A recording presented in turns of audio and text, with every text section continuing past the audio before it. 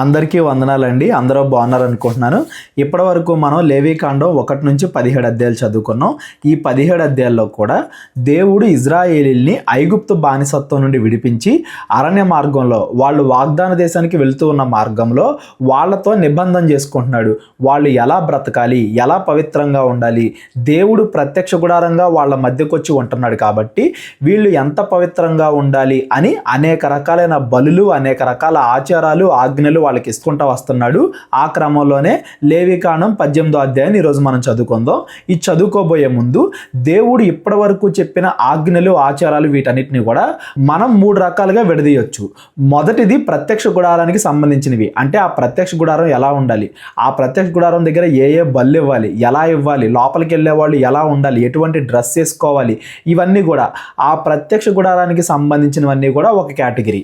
అలాగే ఇజ్రాయేలీల పవిత్రత, అపవిత్రత, అంటే వాళ్ళు ఎటువంటి ఆహార పదార్థాలు తినాలి, ఎటువంటి ఆహార పదార్థాలు తినకూడదు, వాళ్ళల్లో రోగాలు ఉండకూడదు, వాళ్ళు క్లీన్గా ఉండాలి, రక్తం అంటిన వాళ్ళు ప్రత్యక్ష గుడారంలోకి రాకూడదు, శరీర ద్రవాలు ఉన్నవాళ్ళు ప్రత్యక్ష గుడారంలోకి రాకూడదు, ఇలాగా వాళ్ళ పవిత్రత, అపవిత్రత. అలాగే ఇజ్రాయేలీల ఇల్లు, ఆ ఇల్లు క్లీన్గా ఉండాలి, ఆ ఇళ్లలో రోగాలు ఉండకూడదు, పవిత్రమైన జంతువులు, అపవిత్ర జంతువులు, ఇలా పవిత్రత, అపవిత్రతకి సంబంధించిన అనేక శరీర సంబంధమైన ఆజ్ఞలు.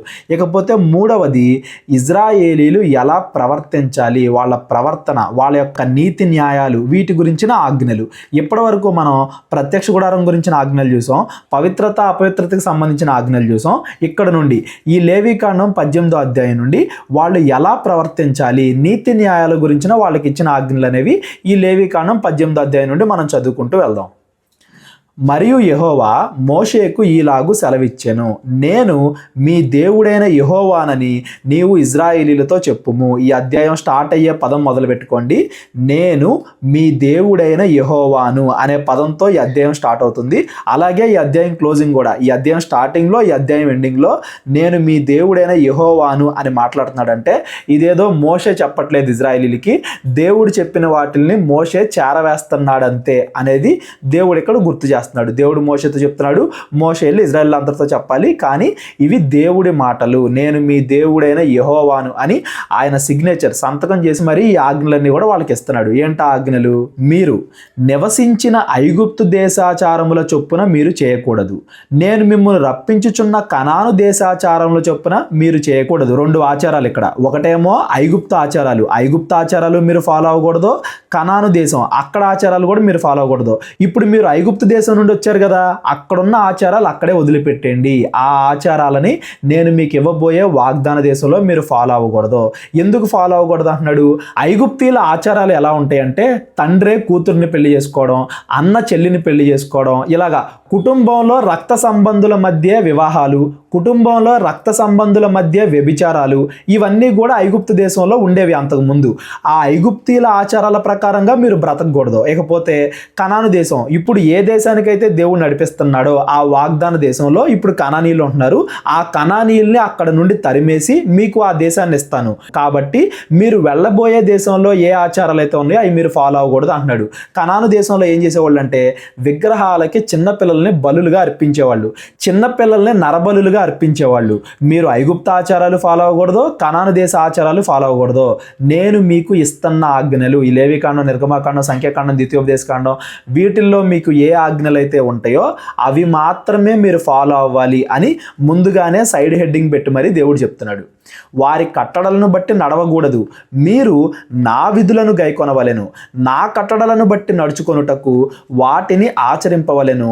మీ దేవుడనగు నేను యెహోవాను, నేను యెహోవాని, నేను మీకు ఏ ఆజ్ఞలు అయితే ఇస్తానో అవి మాత్రమే మీరు ఫాలో అవ్వాలి, అవి కాకుండా వేరే ఏవి కూడా ఫాలో అవ్వకూడదు అని దేవుడు చెప్తున్నాడు. మీరు నా కట్టడలను, నా విధులను ఆచరింపవలెను, వాటిని గైకొనువాడు వాటి వలన బ్రతుకును, నేను యెహోవాను. ఎవడైతే నా ఆజ్ఞల ప్రకారంగా బ్రతుకుతాడో వాడు మాత్రమే బ్రతుకుతాడంటే బాగుంటాడు, దేవుడి కృప వాడి మీద ఉంటుంది. ఎవడైతే దేవుడిచ్చిన ఆజ్ఞల ప్రకారంగా బతకడో వాడి మీద దేవుడి తీర్పు ఉంటుంది అని చెప్తున్నాడు. ఇప్పుడు ఆజ్ఞలు స్టార్ట్ చేస్తున్నాడు అనమాట. మీలో ఎవరును తమ రక్త సంబంధుల మానాచ్ఛాదమును తీయుటకు వారిని సమీపింపకూడదు. రక్త సంబంధులు అంటే ఒకే కుటుంబంలో ఉండేవాళ్ళు, అమ్మ నాన్న తల్లి చెల్లి వీళ్ళందరూ కూడా.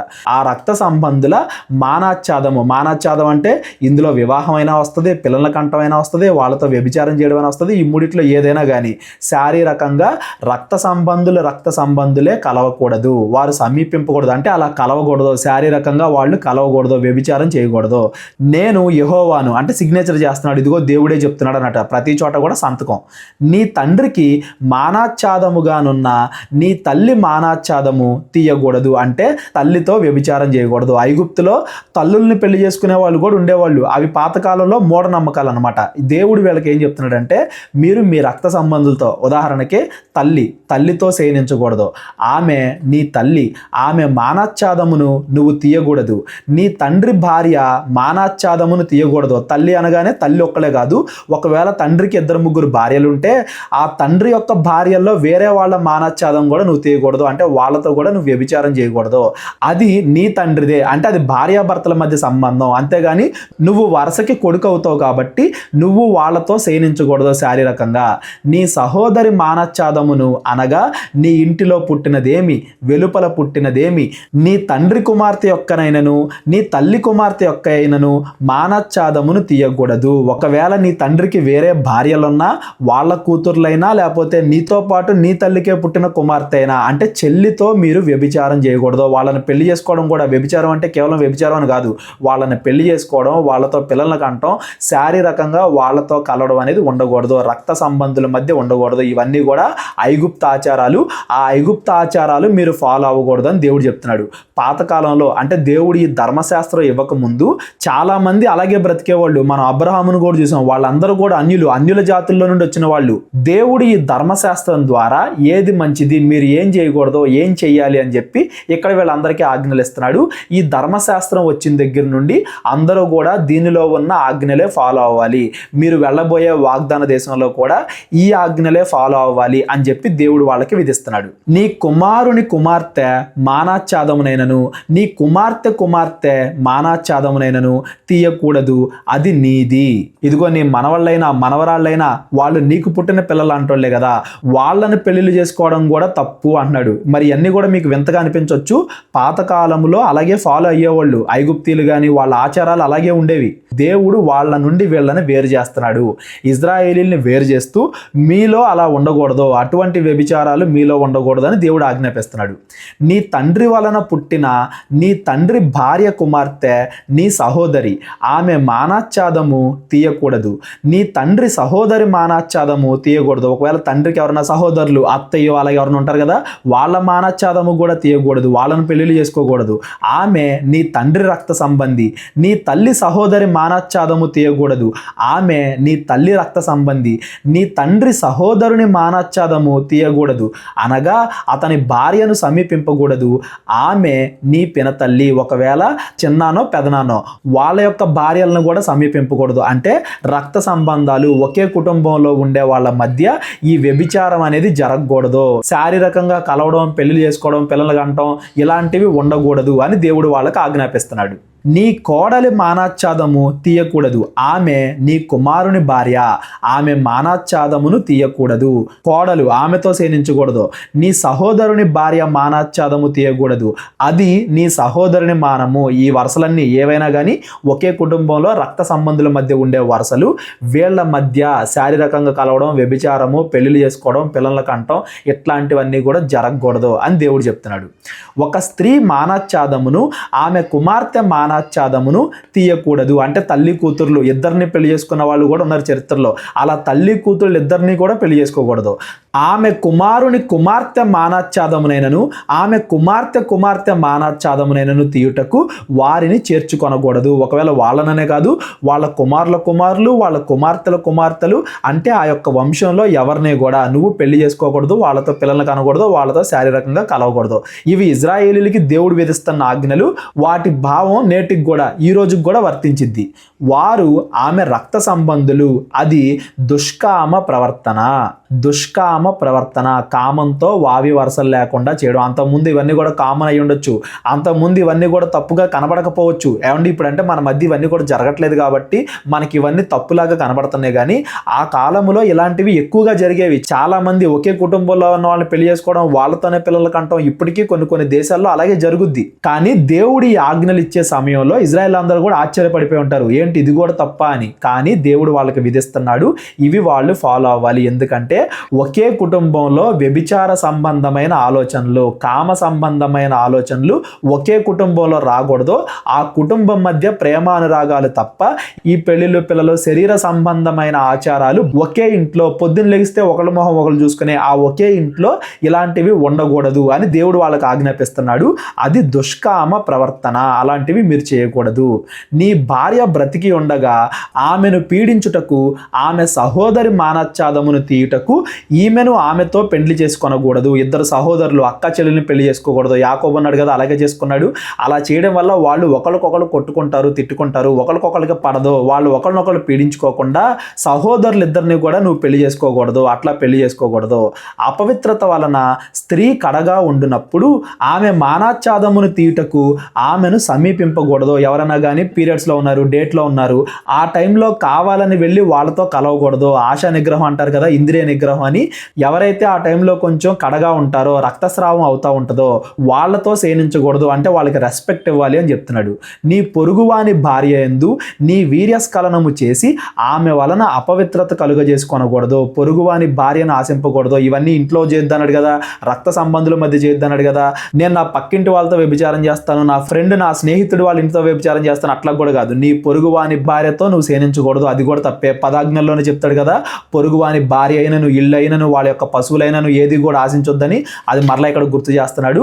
వ్యభిచారము చేయవద్దు అని దేవుడు చెప్తున్నాడు. ఇవన్నీ కూడా ఐగుప్తీల ఆచారాలు. ఐగుప్తు దేశంలో అన్ని వందల సంవత్సరాలు ఉన్నారు కదా, ఇప్పటిదాకా అవన్నీ కూడా మీరు అంటించుకున్నారు, కళ్ళ ముందు చూశారు.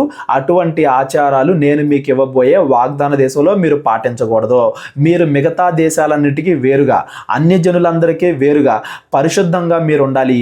ఒకే ఇంట్లో పొద్దున్న లేస్తే ఒకళ్ళ మొహం ఒకళ్ళు చూసుకునే ఒకే ఇంటిలో ఇటువంటి కామ సంబంధమైన కోరికలు ఉండకూడదు అనే ఉద్దేశంతో దేవుడి ఆజ్ఞలన్నీ కూడా ఇస్తున్నాడు. నీవు ఏమాత్రమును నీ సంతానమును మాలెకు నిమిత్తము అగ్నిగుండమునకు దాటనీయకూడదు. మాలెకు అనేది వీళ్ళు వెళ్ళబోయే కనాను దేశంలో ఉండే విగ్రహాచారం. ఆ మాలెకు అనే విగ్రహానికి చిన్నపిల్లల్ని, పుట్టిన పిల్లల్ని, చిన్నపిల్లల్ని, పెద్దవాళ్ళని ఏం చేస్తారంటే అగ్నిగుండం అన్నాడు చూసారా, అగ్నిగుండములు దాటింపకూడదు అంటే బలిస్తారు, కాల్చేస్తారు. అట్లా బహిరంగంగా ఒకళ్ళ బదులుగా కాలిస్తే ఆ ఊరినో ఆ కుటుంబాన్నో ఏ పని కోసం చేస్తున్నారో ఆ పన్నో ఆ మాలెకు అనే విగ్రహం దీవించిద్ది, అది వీళ్ళ బలిని బట్టి వాళ్ళని ఆశీర్వదించిద్ది అన్నట్టుగా మూఢనమ్మకం కనాను దేశంలో. నేను చెప్పాను కదా, కనానీయులు పిల్లల్ని విగ్రహాలకు అర్పిస్తారు అని. అట్లాగా నీ సంతానాన్ని అగ్నిగుండం దాటించకూడదు అంటే నీ సంతానాన్ని ఆ విగ్రహాలకి బలిగా ఇవ్వకూడదు అంటున్నాడు. మిగతా పాపాలన్నిటికీ దేవుడు ఏదో ప్రాయశ్చిత్తం చెప్తాడు, కానీ వ్యభిచారం కానీ నరహత్య కానీ చేస్తే దానికి క్షమాపణ లేకుండా వాడికి మరణశిక్ష విధించాలి అని దేవుడు ధర్మశాస్త్రంలో ఆజ్ఞాపించాడు. అంటే వాటిని దేవుడు ఎంత సీరియస్గా తీసుకుంటున్నాడు చూడండి. దేవుడు బలులు అర్పించండి, జంతు బలులు అర్పించండి అని చెప్పిందే వాళ్ళల్లో కనికరం కలగడానికి. ఒక జంతువు చనిపోతుంటేనే దాన్ని చూసి కనికరపడమని దేవుడు చెప్తుంటే, అట్లాంటిది వేరే మనుషుల్ని, పుట్టిన పిల్లల్ని విగ్రహాలకి బలివ్వడం అనేది ఎంత కోపంగా దేవుడు చూస్తాడు అనేది మీరు గుర్తుపెట్టుకోండి. దేవుడికి పాత నిబంధన మొత్తంలో విగ్రహారాధన అంటే ఎందుకంత కోపం, ఆ విగ్రహానికి సంబంధించిన ఆచారాలు అంటే దేవుడికి ఎందుకంత కోపం అంటే వాళ్ళు ఇలా మనుషుల్ని ఆ విగ్రహాలకు బలిస్తారు కాబట్టి, ఆ విగ్రహాల పేరు చెప్పుకొని వ్యభిచారం చేస్తారు కాబట్టి. అందుకే దేవుడికి విగ్రహారాధన అంటే అంత కోపం. నీ దేవుని నామమును అపవిత్రపరచకూడదు, నేను యెహోవాను. అవన్నీ చేస్తే నాకు అవమానం. మీరు నా జనాంగంగా పిలువబడుతున్నారు కదా, యెహోవా జనాంగంగా ఇజ్రాయేలీలు పిలువబడుతున్నారు కదా, మీలో ఎవరన్నా అటువంటి ఆచారాలు ఫాలో అయితే అది నా నామమునకు అవమానం. కాబట్టి నా పేరు చెప్పుకొని మీరు అక్కడ బ్రతుకుతున్నారు కాబట్టి మీరు ఆ విగ్రహాల జోలికి అక్కడ వెళ్ళకూడదు అని దేవుడు చెప్తున్నాడు. స్త్రీ శయనము వలె పురుష శయనము చేయకూడదు, అది హేయము. ఆ కన్ననీల ఆచారాలు ఇది కూడా స్వలింగ సంపర్కం అంటారు కదా, పురుషులతో పురుషులు, స్త్రీలతో స్త్రీలు కలిసి వ్యభిచారం చేస్తూ ఉంటారు. అది కూడా ఆ కన్ననీల ఆచారమే. మీరు అది కూడా ఫాలో అవ్వకూడదు. స్త్రీలతో స్త్రీలు, పురుషులతో పురుషులు అవాచ్యమైనవి చేయకూడదు, వ్యభిచారం చేయకూడదు. ఏ జంతువునందును నీ వీర్యస్ఖలనము చేసి దాని వలన అపవిత్రత కలుగజేసుకొనకూడదు. జంతువు స్త్రీని పొందినట్లు ఆమె దాని ఎదుట నిలవరాదు, అది విపరీతము. ఏమన్నాడంటే అది విపరీతము అంటే పాపం విపరీతం విపరీతం అయిపోయిందని దాని ఉద్దేశం. జంతువులతో వ్యభిచారం, జంతువులతో పాపం, పురుషులు జంతువులతో వ్యభిచారం, స్త్రీలు జంతువులతో వ్యభిచారం, ఇవన్నీ కూడా కనానీల ఆచారాలు. చాలా మంది అంటారు ఇజ్రాయేలీని దేవుడు వాగ్దాన దేశంకి నడిపించాడు కదా, వేరే వాళ్ళ దేశాన్ని వీళ్ళకి ఇవ్వడం అన్యాయం కాదా, వాళ్ళని ఆ దేశంలో నుండి తరివేయడం అన్యాయం కాదా అని అడుగుతూ ఉంటారు. ఇవన్నీ పాటిస్తుంటే దేవుడు వాళ్ళకి తీర్పు తెచ్చడా చెప్పండి? చిన్న పిల్లల్ని, మనుషుల్ని విగ్రహాలకి బలివ్వడం ఏంటి, పురుషులతో పురుషులు, స్త్రీలతో స్త్రీలు వ్యభిచారం చేయడం ఏంటి, జంతువులతో స్త్రీలు పురుషులు వ్యభిచారం చేయడం ఏంటి, ఇటువంటి చెడ్డ లక్షణాలతో కనానీయులు ఉన్నారు కాబట్టే దేవుడు ఆ కనానీయులకి తీర్పు తీరుస్తున్నాడు. వాళ్ళ దేశం నుండి వాళ్ళని తరిమేస్తున్నాడు. వాళ్ళు అక్కడ ఉండకుండా వాళ్ళ మీద తీర్పు తీర్చి ఇజ్రాయేలీలకి ఆ దేశాన్ని ఇస్తున్నాడు అని దాని ఉద్దేశం. ఫ్యూచర్లో ఇజ్రాయేలీలు కూడా తప్పు చేస్తారు, దేవుడు ఇజ్రాయేలీని కూడా వేరే వాళ్ళకి బానిసలుగా చేస్తాడు. వేరే వాళ్ళు వచ్చి వీళ్ళని ఆక్రమించుకుంటే వీళ్ళు కూడా వాళ్ళకి బానిసలు అయిపోయేలాగా చేస్తాడు. తప్పు ఎవరు చేసినా కానీ దేవుడు ఒకేలా చూస్తాడు. ఇక్కడ ఆ కనానీయులకి తీర్పు తీర్చి ఇజ్రాయేలీలకి దేవుడు ఆ దేశాన్ని ఇస్తున్నాడు అనేది మనం గమనించాలి. ఈ అధ్యాయం మొత్తం ఏం చదువుకున్నాం? దేవుడు ఐగుప్తీల ఆచారాలకి దూరంగా ఉండమన్నాడు. అంటే ఒకే కుటుంబంలో ఉన్న వాళ్ళతో వ్యభిచారం చేయడం, వాళ్ళతో పెళ్లి చేసుకోవడం, పిల్లలకి అంటూ అలాంటి రక్త సంబంధుల మధ్య ఉండకూడదు. కనాను ఆచారాలు మీరు ఫాలో అవ్వకూడదు. అంటే పిల్లల్ని బలివ్వడం విగ్రహాలకి, పురుషులు స్త్రీలు వ్యభిచారం చేయడం, జంతువులతో వ్యభిచారం చేయడం, ఇలాంటివన్నీ కూడా నేను మీకు ఇవ్వబోయే కనాను దేశంలో మీరు ఫాలో అవ్వకూడదు. మీరు చాలా జాగ్రత్తగా పవిత్రంగా ఉండాలి, మిగతా అన్ని జనులకి వేరుగా ఉండాలి అని దేవుడు చెప్తున్నాడు. ఆ కాలంలో ఇవన్నీ కూడా విరివిగా జరిగేవి. ఈ కాలంలో అప్పుడప్పుడు మాత్రమే జరుగుతున్నాయి కాబట్టి వాటిని మనం వింతగా చూస్తున్నాం. ఆ కాలంలో ఇజ్రాయేలీలు కూడా చాలా వింతగా ఫీల్ అయి ఉంటారు. ఏంటి ఇది కూడా తప్ప, ఏంటి ఇది కూడా తప్ప అని. తప్పే, దేవుడి దృష్టిలో తప్పే. స్త్రీలతో కానీ పురుషులతో కానీ వ్యభిచారం చేస్తే అది తప్పే. జంతువులతో వ్యభిచారం చేస్తే అది తప్పే. కేవలం జంతువులనే కాదు, కాలంలో టెక్నాలజీ బాగా పెరిగిపోయింది కాబట్టి రోబోట్లతో వ్యభిచారం అంటున్నారు, అది కూడా తప్పే. ఒకే కుటుంబంలో వ్యభిచారం అంటున్నారు, అది కూడా తప్పే. ఇవన్నీ కూడా దేవుడి దృష్టిలో తప్పే. పాత నిబంధన ఈరోజు మనం పాటించాల్సిన అవసరం లేదు, కానీ ఈ ఆజ్ఞల వెనకాలన్న భావాన్ని మాత్రం మనం పాటించాలి. అది కేవలం పాత నిబంధనకే కాదు, ఈ రోజు ఉన్న పరిస్థితులకు కూడా ఇవన్నీ కూడా అప్లై అవుతాయి అనేది మనం గుర్తుపెట్టుకోవాలి. ఎవరికన్నా కానీ వీటి విషయంలో ఏదైనా డౌట్ ఉంటే డిస్క్రిప్షన్లో నా నెంబర్ ఉంటుంది, కాల్ కానీ వాట్సాప్ కానీ చేయండి, మాట్లాడదాం. వీటిలో దేని వలనైనను అపవిత్రత కలుగజేసుకొనకూడదు. నేను మీ ఎదుట నుండి వెళ్ళగొట్టుచున్న జనములు వాటన్నింటి వలన అపవిత్రులైరి. ఇదిగో వాళ్ళందరూ ఇన్ని తప్పులు చేశారు, అందుకే వాళ్ళందరినీ కూడా వెళ్ళగొడుతున్నాను. వాళ్ళకి ఎందుకు తీర్పు తీరుస్తున్నానయ్యా అంటే, వాళ్ళు ఇన్ని తప్పులు చేశారు కాబట్టే వాళ్ళని వాళ్ళ దేశం నుండి పంపించేస్తున్నాను, వాళ్ళకి తీర్పు తీరుస్తున్నాను, వాళ్ళకి శిక్ష విధిస్తున్నాను, వాళ్ళు అపవిత్రులయ్యారు. ఆ దేశము అపవిత్రత కలది గనుక నేను దాని మీద దాని దోష శిక్షను మోపుచున్నాను. తప్పు చేసిన వాళ్ళకి దేవుడు శిక్ష విధిస్తాడు. ఇది కేవలం కనానీయుల గురించే కాదు, ఇజ్రాయేలీలారా మీరు కూడా రేపొద్దున తప్పు చేస్తే మిమ్మల్ని కూడా నేను శిక్షిస్తాను అని దేవుడు వార్నింగ్ కూడా ఇస్తున్నాడు డైరెక్ట్గానే. వాళ్ళు తప్పు చేశారు కాబట్టి వాళ్ళకి శిక్ష. ఇప్పుడు ఆ దేశమందు కాపురమున్న వారిని వెళ్ళగక్కి వేయుచున్నది కాబట్టి ఆ దేశము మీకంటే ముందుగానున్న ప్రజలను వెళ్ళగక్కి వేసిన ప్రకారము మీ అపవిత్రతను బట్టి మిమ్మును వెళ్ళగక్కి వేయకుండానట్లు మీరు, అనగా స్వదేశీయే గాని మీలో నివసించు పరదేశీయే గాని ఈ హేయ క్రియలన్నింటిలో దేన్ని చేయక ఈ నా కట్టడలను నా విధులను ఆచరింపవలెను. ఇదిగో ఆ దేశం వాళ్ళని వెళ్ళగొడుతుందంటే దేశం అని కాదు, దేవుడు వెళ్ళగొడుతున్నాడని దాని ఉద్దేశం. మనుషులు తప్పు చేస్తే ఆ నేలే ఫీల్ అవుద్ది, ఆ దేశం ఫీల్ అవుద్ది, అక్కడున్న చెట్లు ఫీల్ అవుతాయి, అక్కడున్న జంతువులు ఫీల్ అవుతాయి, అక్కడున్న పక్షులు ఫీల్ అవుతాయి. అరే మేము దేవుడు చేసిన ప్రకృతి, మీరు దేవుడి కుమారులు కదా, మీరు మాకంటే అంత బాగుండాలి, మాకంటే నీచంగా మీరు తప్పులు చేస్తున్నారేంటి అని మనల్ని చూసి ప్రకృతి అనుకోకూడదు. ఆ దేశమే వాళ్ళని చీకొడుతుంది. వాళ్ళు చేసిన తప్పులకి ఆ దేశం నుండి నేను వాళ్ళని తరిమేస్తున్నాను. ఒకవేళ మీరు కానీ మీతో పాటు నివసించే పరదేశులు కానీ ఎవరైనా కానీ నేను మీకు ఆ దేశాన్ని ఇచ్చిన తర్వాత ఆ చిన్నపిల్లల్ని, అంటే మనుషుల్ని బలులుగా అర్పించడం, జంతువులతో వ్యభిచారం చేయడం, పురుషులతో పురుషులు స్త్రీలు వ్యభిచారం చేయడం, అట్లాంటివి చేస్తే మీకు కూడా అదే శిక్ష కలిగిద్ది, మీరు కూడా శిక్షకు గురవుతారు అని దేవుడు చెప్తున్నాడు. ఎవరు అట్టి హేయ క్రియలలో దేనినైనాను చేయుదురో వారు ప్రజల్లో నుండి కొట్టివేయబడుదురు. ఎవరన్నా అలా చేశారంటే వాళ్ళని మీలో నుండి కొట్టివేయాలి. కాబట్టి మీకంటే ముందుగానున్నవారు అనుసరించిన ఆ హేయమైన ఆచారములలో దేనినైనాను అనుసరించుట వలన అపవిత్రత కలుగుజేసి కొనకుండునట్లు నేను మీకు విధించిన విధిని అనుసరించి నడుచుకొనవలెను. నేను మీ దేవుడైన యెహోవాను. మరలా సిగ్నేచర్ చేస్తున్నాడు, నేను మీ దేవుడైన యెహోవాను అని చెప్తున్నాడంటే మీరు ఆ విగ్రహాలకి ఆ ఆచారాలకి దూరంగా పరిశుద్ధంగా ఉండండి, మీరు ఈ ఆజ్ఞలన్నీ పాటిస్తేనే మీరు నా జనాంగంగా, యెహోవా జనాంగం మీరు పిలువబడతారు, నేను పరిశుద్ధుని కాబట్టి మీరు కూడా పరిశుద్ధులుగా ఉండాలి అని చెప్పి యెహోవాకి ఇష్టమైన ప్రజలు ఇలా ఉంటారు అనే ఉద్దేశంతో ఈ ఆజ్ఞలన్నీ కూడా వాళ్ళకి ఇస్తున్నాడు అనేది మీరు గుర్తుపెట్టుకోండి. ఎక్కడైనా కానీ విగ్రహారాధన అంటే దేవుడికి ఎందుకు అంత కోపం అంటే వీళ్ళు ఇన్ని తప్పులు చేస్తున్నారు కాబట్టి, విగ్రహాలను ముందు పెట్టుకుని అనేక నీతి లేని క్రియలు చేస్తున్నారు కాబట్టే ఇవాళ భారతదేశం తీసుకోండి, ఏ దేశమైనా తీసుకోండి, విగ్రహారాధన ఎక్కడైతే ఉందో అక్కడక్కడ ఈ వ్యభిచారానికి సంబంధించిన అపవిత్రత ఖచ్చితంగా ఉంటుంది. ఆ విగ్రహాల దగ్గరే ఈ వ్యభిచారానికి సంబంధించిన అపవిత్రత ఎక్కువగా ఉంటుంది కాబట్టి దేవుడికి అంత కోపం. ఆ విగ్రహాల జోలికి మీరు అసలు పోవద్దు. ఒకవేళ మీరు గనక వాటిని ఫాలో అయ్యారంటే మీ మీద కూడా నా ఉగ్రత వస్తుంది, మిమ్మల్ని కూడా ఈ దేశం నుండి తరిమేస్తానని దేవుడు పైన చెప్తున్నాడు. లేవికాండం 19వ అధ్యాయం. మరియు యెహోవా మోషేకు ఇలాగు సెలవిచ్చెను, ఇజ్రాయేలీల సర్వ సమాజముతో ఇట్లు చెప్పుము, ఇజ్రాయేల్ అందరితో చెప్పని దేవుడు ఇంకా ఆజ్ఞలిస్తున్నాడు. ఏంటవి? మీరు పరిశుద్ధులై ఉండవలెను, మీ దేవుడైన యెహోవానగు నేను పరిశుద్ధుడనై ఉన్నాను. పరిశుద్ధతలో కేవలం వ్యభిచారానికి సంబంధించినవి కాదు, ఇంకా అనేకమైన ఆచారాలు దాగున్నాయి. పరిశుద్ధత అనగానే కేవలము వ్యభిచారము నిమిత్తం పరిశుద్ధంగా ఉండడమే కాదు, ఇంకా అనేక రకాలైన క్రియలు ఉన్నాయి. అవేంటో చెప్తున్నాడు దేవుడు. చూడండి, మీలో ప్రతివాడును తన తల్లికి తన తండ్రికి భయపడవలెను, నేను నియమించిన విశ్రాంతి దినములను ఆచరింపవలెను, నేను మీ దేవుడైన యెహోవాను. తల్లిదండ్రుల్ని గౌరవించడం, తల్లిదండ్రుల్ని సన్మానింపడం, తల్లిదండ్రులకి భయపడడం, ఇది పరిశుద్ధతలో ఒక భాగం అని చెప్తున్నాడు. గుర్తుపెట్టుకోండి, దేవుడు చెప్పినట్టుగా మళ్ళీ విశ్రాంతి దినం అంటున్నాడు. చూడండి, దేవుడు చెప్పినట్టుగా ఒకవేళ తల్లిదండ్రులు తప్పు చేయమంటే ఆ తప్పు చేసేయడం కాదు, నీతి న్యాయాలకు అనుగుణంగా తల్లిదండ్రుల్ని గౌరవించడం అనేది పరిశుద్ధతలో ఒక భాగం. నేను మీ దేవుడైన యెహోవాను మళ్ళా సిగ్నేచర్ చేస్తున్నాడు, ఇది ఆయన చెప్పింది అనే ఉద్దేశంతో. మీరు వ్యర్థమైన దేవతల తట్టు తిరగకూడదు, మీరు పోత విగ్రహములను చేసుకొనకూడదు, నేను మీ దేవుడైన యెహోవాను. మీరు యెహోవాకు సమాధాన బలి అర్పించినప్పుడు అది అంగీకరింపబడినట్లుగా అర్పింపవలెను. ఎప్పుడు అంగీకరింపబడిద్ది? దేవుడు పైన చాలా ఆజ్ఞలు చెప్పాడు కదా, చాలా ప్రొసీజర్ చెప్పాడు కదా, ఆ ప్రొసీజర్ అంతా ఫాలో అయితేనే అది అంగీకరింపబడిద్ది. ఒకవేళ వీళ్ళు మధ్యలో విగ్రహారాధన చేశారంటే మళ్ళీ దేవుడు దాన్ని అంగీకరించడు. విగ్రహారాధన చేయకూడదు, దేవుడిచ్చిన మొదటి పదాజ్ఞలు ఉన్నాయి కదా, ఆ పదాజ్ఞలు మీరు ఫాలో అవ్వాలి.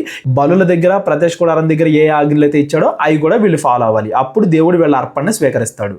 మీరు బలి అర్పించు నాడేనను మరునాడేనను దాన్ని తినవలెను, మూడవ నాటి వరకు మిగిలిన దాన్ని అగ్నితో కాల్చివేయవలెను. ఆ పస్కా పండగల్లో కానీ ఆ బలిలో కానీ అర్పించిన దాన్ని వెంటనే తినేయాలి, ఆహారంగా చాలా రోజులు దాచుకోకూడదు అని కూడా మనం ముందు మాట్లాడుకున్నాం. అవే దేవుడు మరలా ఇక్కడ గుర్తు చేస్తున్నాడు. ముందు మాట్లాడుకున్నవి మరలా గుర్తు చేస్తున్నాడు.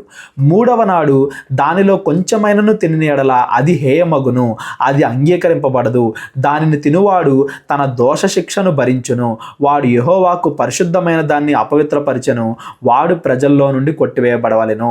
దేవుడు చెప్పిన ఆజ్ఞలు ఏవి ఫాలో అయిపోయినా కానీ ప్రజల్లో నుండి వాళ్ళని కొట్టివేయాలంటే వాళ్ళని అన్యులుగా ఎంచాలి, ఇజ్రాయేలీలో నుండి వాళ్ళని తీసేయాలని చెప్తున్నాడు. 3 రోజుల్లోపు తినేయాలి, మిగిలిందంతా కూడా అగ్నితో కాల్చేయాలి, కొంచెం కూడా మిగలకూడదు. మళ్ళీ పండగలు, పస్కా పండగ, దేవుడు ఈ పండగలు ఇస్తాడు కొన్ని వేళకి. ఆ పండగలు వచ్చినప్పుడు ఈ లేవి కాండంలోనే తర్వాత నేను చెప్తాను 23 అధ్యాయాలు అలా ఉంటుంది, అప్పుడు నేను చెప్తాను, అప్పుడు ఎక్స్ప్లెయిన్ చేస్తాను. ప్రస్తుతానికి మీరు గుర్తుపెట్టుకోవాల్సింది ఏంటంటే దేవుడు ఇప్పుడు దాకా ఏ ఆజ్ఞలు అయితే చెప్పాడో అవన్నీ కూడా ఫాలో అయితేనే ఇజ్రాయేలీలో వీళ్ళు ఉంటారు, లేదంటే ఇజ్రాయేలీ లెక్కలో నుండి వాళ్ళను కొట్టేయాలి అని చెప్తున్నాడు. మీరు భూమి పంటను కోయునప్పుడు మీ పొలము యొక్క ఓరలను పూర్తిగా కోయకూడదు, నీ కోతలో పరిగెను ఏరుకొనకూడదు, నీ ఫలవృక్షముల తోట పరిగెను కూర్చుకొనకూడదు. అంటే పంటలు పండిస్తారు కదా, ఆ పంటలు పండించినప్పుడు ప్రతి చివరిదే కూడా మీరు కోసేయకూడదు. కోతకాలంలో ప్రతిదీ కోసేయకూడదు, కొంత మిగిల్చి ఉంచాలి, చివరిది వదిలేయాలి. ఎందుకు వదిలేయాలి? నీ ఫలవృక్షముల తోటలో రాలిన పండ్లను ఏరుకొనకూడదు. నువ్వు కోత కోసేటప్పుడు ఏదైనా కింద పడిపోయినాయి వాటిని మళ్ళీ తీసి బుట్టలు వేసుకోకూడదు, ఏరుకొనకూడదు. బీదలకును పరదేశకులకును వాటిని విడిచిపెట్టవలెను. ఇదండి పరిశుద్ధతలో ఉన్న ఇంకొక భావం ఏంటంటే బీదల్ని ఆదుకోవడం. పరదేశులు ఎవరైతే ఏ దిక్కు లేకుండా వస్తారో ఇజ్రాయెల్ దేశానికి వాళ్ళని ఆదుకోవడం, వాళ్ళకి ఆహారం పెడతాం. పంట కోసేటప్పుడు కొంచెం కూడా మిగల్చకుండా కోసేయద్దు, కొంచెం మిగల్చండి, మీ దేశంలో ఉన్న పేదవాళ్ళు బతకాలి. ఇలా చేస్తే ఇవాళ పేదవాళ్ళు బేదవాళ్ళు అన్నవాళ్ళు ఎవరైనా ఉంటారో చెప్పండి, అడుక్కునే వాళ్ళు. దేవుడు ఇజ్రాయెల్ దేశంలో అటువంటి గొప్ప గొప్ప ఆజ్ఞలు విధించాడు. కాకపోతే ఇజ్రాయేలీలు ఆ ఆజ్ఞల్ని అర్థం చేసుకోలేకపోయారు, అక్షరానుసారంగా తీసుకుని వాళ్ళు దారి తప్పారు. లేదంటే ఈ మాటల్లో ఉన్న భావాలు ఎంతో గొప్పవే, తరతరాలకి నిలిచేవి. ఈ మాటల్లో ఉన్న భావాన్ని అర్థం చేసుకోకపోవడం వల్లే ఇజ్రాయేలీలు దారి తప్పారు. సేమ్ అలాగే కొత్త నిబంధనలో కూడా ఇవాళ క్రైస్తవులు బైబిల్లో యేసుక్రీస్తు వారు చెప్పిన మాటలు, ముఖ్యంగా మత్తయి సువార్త 5, 6, 7 ఆయన చెప్పిన మాటల్లో ఉన్న భావాన్ని గమనించకుండా పాపాలు చేయడం వల్ల వాళ్ళు నరకానికి వెళ్ళిపోతున్నారు. దేవుడు చెప్పిన మాటలను యాజ్ ఇట్ ఈస్గా ఫాలో వెళ్ళిపోతే చాలు, మనం పరలోకానికి వెళ్ళిపోతాం అనేది గుర్తుపెట్టుకోండి. మాటలు అనగానే మళ్ళీ పాత నిబంధన కాదు, కొత్త నిబంధన. యేసుక్రీస్తు వారు చెప్పిన మాటలు మత్తయి సువార్త 5, 6, 7 ఆ అధ్యాయాలు. భావం ఇదే, భావం మారదు. కాకపోతే ఇజ్రాయేలీలు చుట్టుపక్కల ఏవేవైతే ఆచారాలు ఉన్నాయో అవన్నీ కూడా ఇప్పుడు మన చుట్టుపక్కల లేవు కాబట్టి వాటిని మనం అంత బాగా అర్థం చేసుకోలేం. కాబట్టి మనం కొత్త నిబంధన ఫాలో అయితే సరిపోద్ది, పాత నిబంధన ఫాలో అవ్వాల్సిన అవసరం లేదు. కానీ ఈ భావం మాత్రం మనం గుర్తుపెట్టుకోవాలి. ఎందుకంటే ఈ భావమే యేసుక్రీస్తు వారు కూడా మరలా తర్వాత బోధించారు కాబట్టి.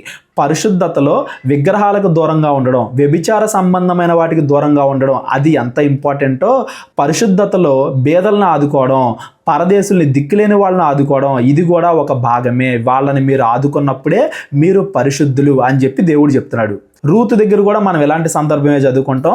మంచివాడు నీతిమంతుడు తన దేశంలో ఉన్న బేదల గురించి పేదవాళ్ళ గురించి ఆలోచిస్తాడు అనేది ఈ మాటల యొక్క భావం. దేవుడు పరిశుద్ధుడు కాబట్టి మనం కూడా పరిశుద్ధుడిగా ఉండాలి.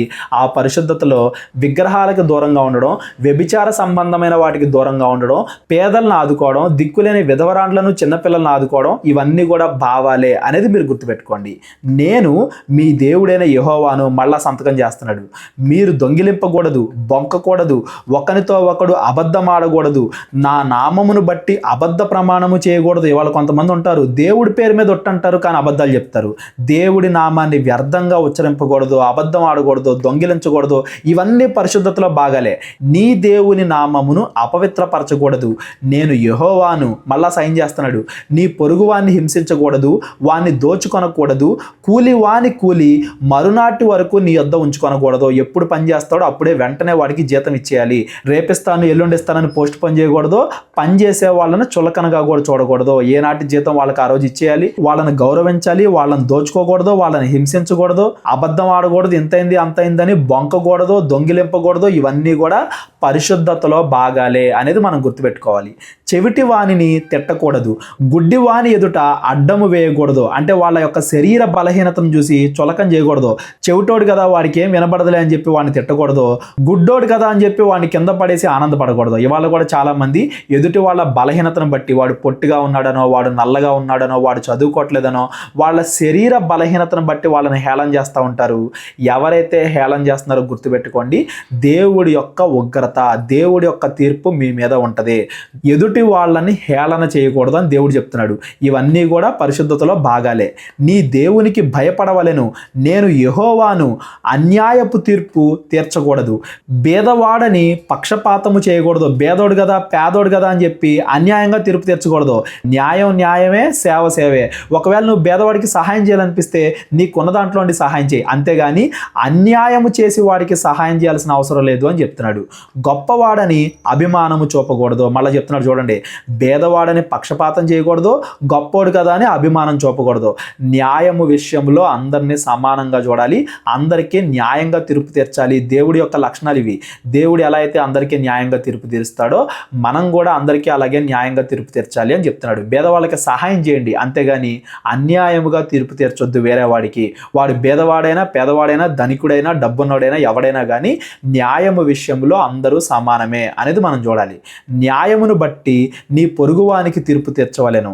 నీ ప్రజలలో కొండెములాడుచు ఇంటింటికి తిరగకూడదు. అంటే ఒకరి దగ్గర చాడీలు ఇంకోళ్ళ దగ్గర చెప్పకూడదు. కొండెములాడుచు ఇంటింటికి తిరగడం అంటే ఇక్కడ సంగతులు అక్కడ, అక్కడ సంగతులు ఇక్కడ. కొంతమంది పల్లెటూరులో ఆడవాళ్ళు ఉంటారు, ఈ ఊర్లో సంగతులు ఆ ఊర్లో, ఆ ఊర్లో సంగతులు ఈ ఊర్లో. ఊర్లు కూడా దాటేస్తాయి చాడీలు. పక్కింటికి కూడా చేరకూడదు, ఇంటింటికి కొండెములాడుచు తిరగకూడదు. నీ సహోదరునికి ప్రాణహాని చేయ చూడకూడదు, నేను యెహోవాను. పదాజ్ఞల్ని ఇంకొంచెం డీప్గా చెప్తున్నాడు. నరహత్య అంటే కేవలం చంపడమే కాదు, ఆ చంపాలి అనే ఆలోచన కూడా నీకు రాకూడదు. సహోదరుని ప్రాణహాని చేయ చూడకూడదు.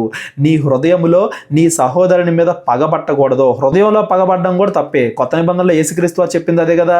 నీ హృదయంలో వాడు వేస్ట్ ఫెలో అని నువ్వు అనుకున్నా కానీ నువ్వు నరహత్య చేసినంత సమానమని. ఈ అధ్యాయాలు చదువుకుంటున్నప్పుడు కొత్త నిబంధనలో యేసుక్రీస్తు వారి ప్రసంగం మీకు జ్ఞాపకం రావట్లేదా?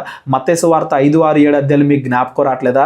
పాత నిబంధనలో ఉన్న భావాలు మారలా, ఆజ్ఞలు మారాయి. మనం కొత్త నిబంధనే ఫాలో అవ్వాలి, ఈరోజు పాత నిబంధన ఫాలో అవ్వకూడదు. కానీ ఆ భావాలు ఒకటే. దేవుడు పాత నిబంధనలైనా కొత్త నిబంధనలైనా లక్షణాలు, దేవుడి లక్షణాలు మారవు. పాత నిబంధనలో కూడా దేవుడు ఇజ్రాయేలీలకి అన్ని రకాలుగా పరిశుద్ధంగా ఎలా బ్రతకాలో నేర్పించాడు అనే విషయం మనం గుర్తుపెట్టుకోవాలి. ఇవన్నీ కూడా పరిశుద్ధతలో భాగాలే. న్యాయం తీర్చడం, పేదవాళ్ళకి సహాయం చేయడం, వ్యభిచారం చేయకుండా ఉండటం, అబద్ధం ఆడకుండా ఉండటం, దొంగతనం చేయకుండా ఉండటం, ఇవన్నీ కూడా పరిశుద్ధత అనే ఒకే ఒక్క పదంలో భాగాలు అనేది మనం గుర్తుపెట్టుకోవాలి. నీ పొరుగువాని పాపము నీ మీదకి రాకుండానట్లు నీవు తప్పక వానిని గద్దింపవలెను. ఒకవేళ ఎవడన్నా తప్పు చేస్తే, ఒరే నువ్వు తప్పు చేస్తున్నావురా, మానరా అని చెప్పి నీ పొరుగువాన్ని గద్దించాలి. కీడుకి ప్రతి కీడు చేయకూడదు. నీ ప్రజల మీద కోపముంచుకొనక నిన్ను వలె నీ పొరుగువాన్ని ప్రేమింపవలెను, నేను యెహోవాను. మరలా దేవుడు సిగ్నేచర్ చేస్తున్నాడు. కొత్త నిబంధనలో యేసుక్రీస్తు వారిని పాత నిబంధన మొత్తాన్ని ఒక్క మాటలో చెప్పమంటే యేసుక్రీస్తు వారు నిన్ను వలె నీ పొరుగువాన్ని ప్రేమించుము అనే ఒకే ఒక్క మాటలో పాత నిబంధన మొత్తం ఉంది అని యేసుక్రీస్తు వారు చెప్తారు. ఈ మాట కోసమే దేవుడు ఇన్ని ఆజ్ఞలు ఇచ్చాడు అనేది మీరు గుర్తుపెట్టుకోవాలి. కాకపోతే దాంట్లో ఉన్న భావాలను ఇజ్రాయేలీలు అర్థం చేసుకోలేక వీటిని అక్షరానుసారంగా తీసుకుని పాపంలో పడిపోయారు అనేది మనం గుర్తించాలి. మనకు కూడా వీటి భావాలు ఈరోజు తెలిసాయంటే యేసుక్రీస్తు వారు కొత్త నిబంధన మనకి ఇవ్వబట్టే. ఇప్పటికి 4000 సంవత్సరాలు అయిపోతుంది కాబట్టి ఈ ఆజ్ఞలు మనం ఈరోజు పాటించట్లేదు. కానీ 4000 సంవత్సరాల క్రితం వాళ్ళు చుట్టుపక్కల ఉన్న దేశాలకి వేరుగా వాళ్ళు ఎలా అయితే బ్రతకగలరో అలాగే దేవుడు వాళ్ళకి ఈ ఆజ్ఞలన్నీ ఇచ్చాడు. కాకపోతే వాళ్ళే పాటించట్లేదు. తప్పెప్పుడు కూడా మనుషుల వైపే ఉంటుంది కానీ దేవుడి వైపు ఉండదు అనేది మనం గమనించాలి. పైగా వాళ్ళకి ఆ కాలంలో అంత తెలివి లేదు కాబట్టి, అజ్ఞానులు కాబట్టి దేవుడే వాళ్ళ మధ్యకు వచ్చి ప్రత్యక్ష గుడారంగా వాళ్ళకి ఎలా బ్రతకాలో నేర్పిస్తున్నాడు. వాళ్ళ మధ్యలోకి వచ్చి దేవుడు నేను చెప్పింది మీరు చెయ్యండి చాలు, ఇంకా వేరే ఏమీ ఆలోచించాల్సిన అవసరం లేదు. ప్రతిదీ చిన్న చిన్న విషయాలతో సహా చాలా క్లారిటీగా చెప్తున్నాను కదా, నేను చెప్పింది నన్ను నమ్మి మీరు ఫాలో అవ్వండి చాలు అని దేవుడు చెప్తున్నాడు. అది ఫాలో అయితే ఇజ్రాయేలీలు రక్షింపబడతారు. అది ఫాలో అవ్వకపోతే ఇజ్రాయేలీలు దేవుడి యొక్క ఉగ్రతకు గురవుతారు. ఈ కాలంలో అంతే. దేవుడు కొత్త నిబంధనలు చెప్పిన ఆజ్ఞలు మనం పాటించామనుకోండి, మనం రక్షింపబడతాం. పాటించలేదనుకోండి, దేవుడి ఉగ్రతకు గురవుతాం. ఇది యెహోవా మాట, నేను యెహోవాను. ఆయన సంతకం చేసి మరీ చెప్తున్నాడు ఈ మాటలన్నీ. మీరు నా కట్టడలను ఆచరింపవలెను, నీ జంతువులను ఇతర జాతి జంతువులను కలనీయకూడదు. ఒకవేళ మీరు అక్కడికి వెళ్ళిన తర్వాత ఆ దేశంలో ఉండే ఇతర జాతులతో మీ జంతువుల్ని కలవనీయకూడదు. నీ పొలములో వేరు వేరు జాతుల విత్తనములు చల్లకూడదు. అక్కడుండే విత్తనాలతో మీ విత్తనాలు కలవకూడదు.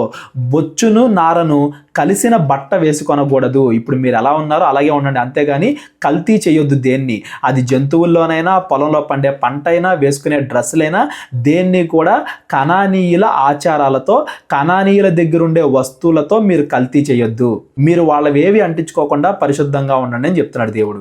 ఒకనికి ప్రధానము చేయబడిన దాసి వెల ఇచ్చి విమోచింపబడకుండానేమి, ఊరక విడిపింపబడకుండానేమి ఒకడు దానితో శయనించి వీర్యస్ఖలనము చేసిన ఎడల వానిని శిక్షింపవలెను. ఎవరైనా కానీ దాసులు, ఆ కాలంలో దాసత్వం, బానిసత్వం ఉండేది కదా, ఎవరన్నా దాసితో యజమానుడు శయనిస్తే, వ్యభిచారం చేస్తే వాణ్ణి శిక్షించాలి.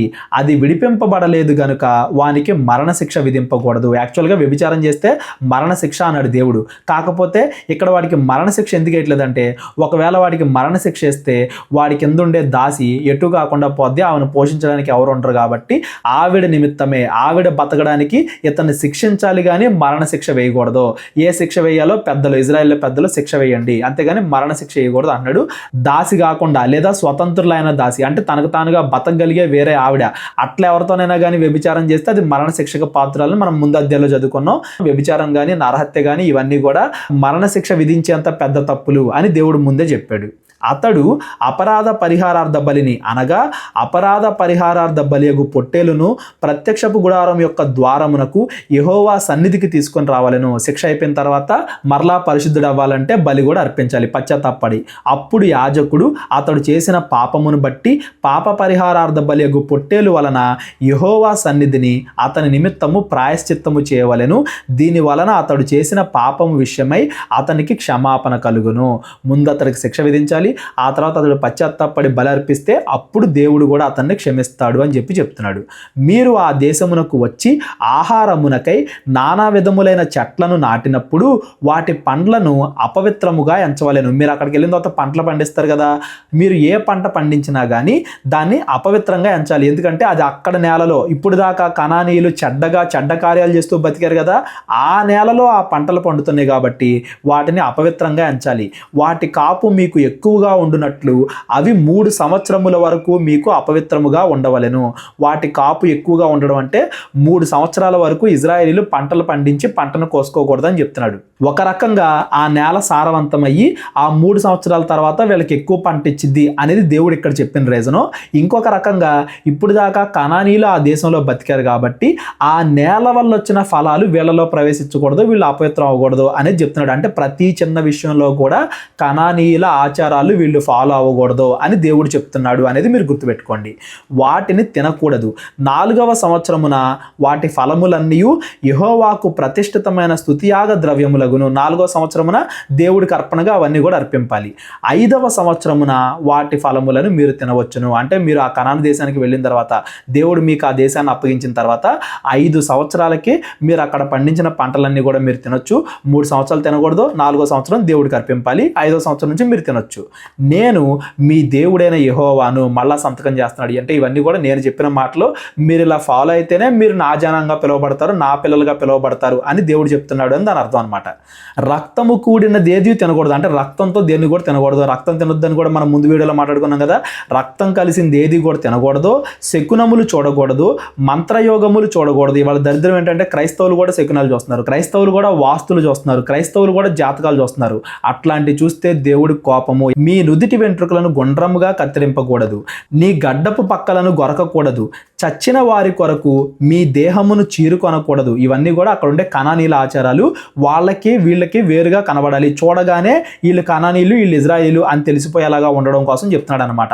వాళ్ళు గడ్డాలు గీక్కుని ఎంట్రుకలు లేకుండా, ఇప్పుడు ఫరో దగ్గర ఐగుప్తీయులు చూడండి తల మీద ఏం ఉండదు, వాళ్ళ గుండు కొట్టించుకుంటారు, అలా ఉండాలి వాళ్ళు. అంటే చూడగానే వాళ్ళు వేరు వీళ్ళు వేరు అని తెలియడానికి. అలాగే చూడగానే ఇజ్రాయేలీలు ఆ కనానీలు వేరు వేరు అని తెలియడానికి మీరు తల మీద వెంట్రుకలు కత్తిరించుకోకూడదు, గడ్డం కత్తిరించుకోకూడదు. అలా వాళ్ళకి మీకు వేరు వేరు కనబడాలని చెప్తున్నాడు.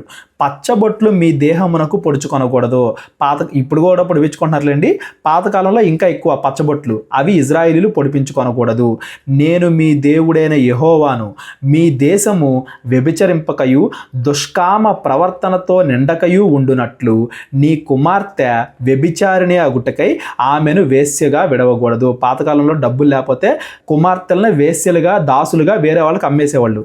ఇజ్రాయేలీలు అలా చేయకూడదు, వేశ్యలుగా పిల్లల్ని చేయకూడదు. ఒకవేళ అలా చేస్తే అది దుష్కామ ప్రవర్తన.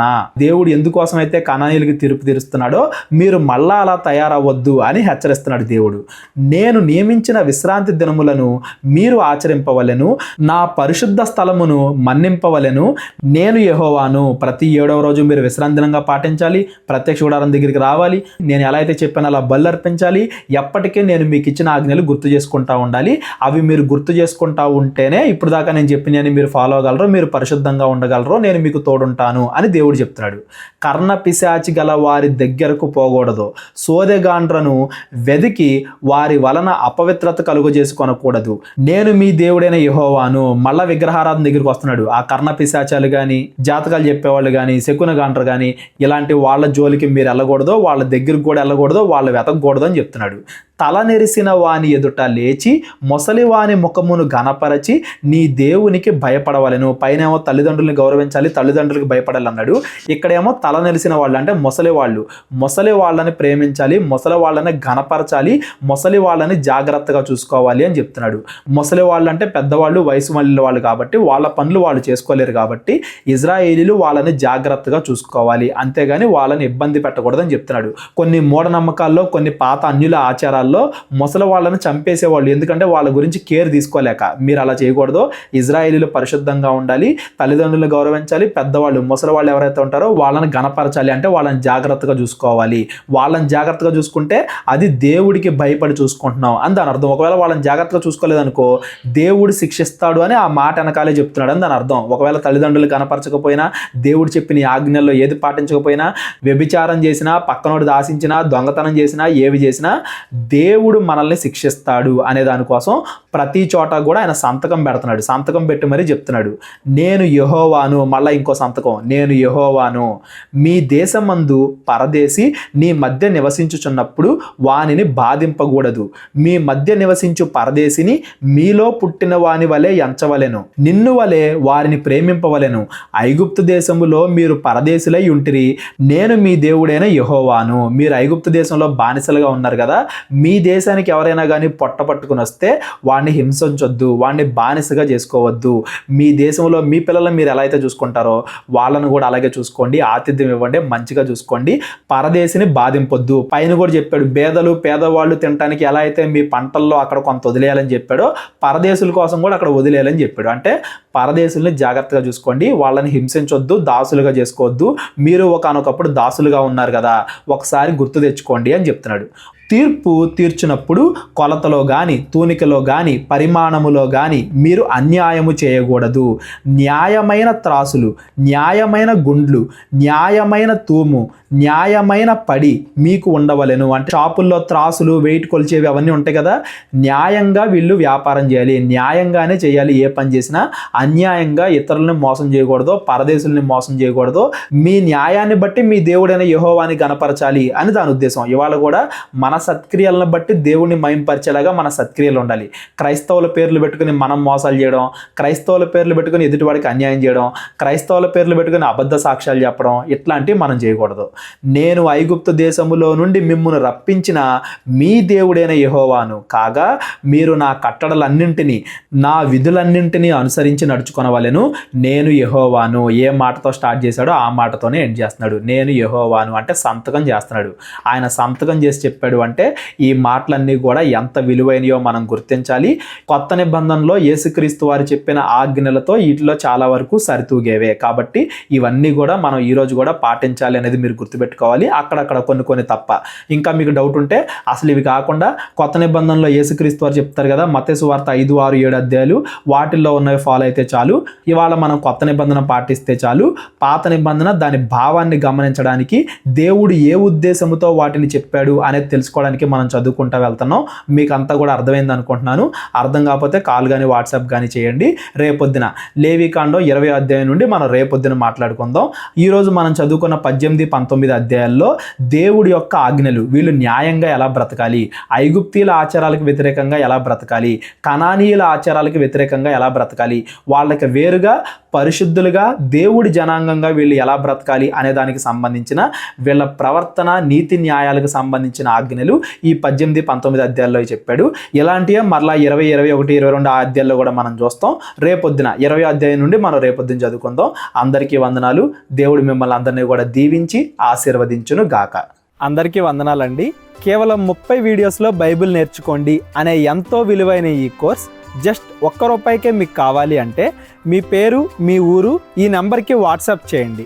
ఈ కోర్సులో ఏ విషయాలు ఉంటాయో ముందుగానే తెలుసుకోవడానికి ఈ వీడియో పాస్ చేసి టాపిక్స్ అన్నీ చదువుకోండి. క్రైస్తవులందరూ ఈ బైబిల్ కోర్స్ వినాలి అని మేము కోరుకుంటున్నాం. అందరినీ దేవుడు దీవించును గాక. ఆమెన్.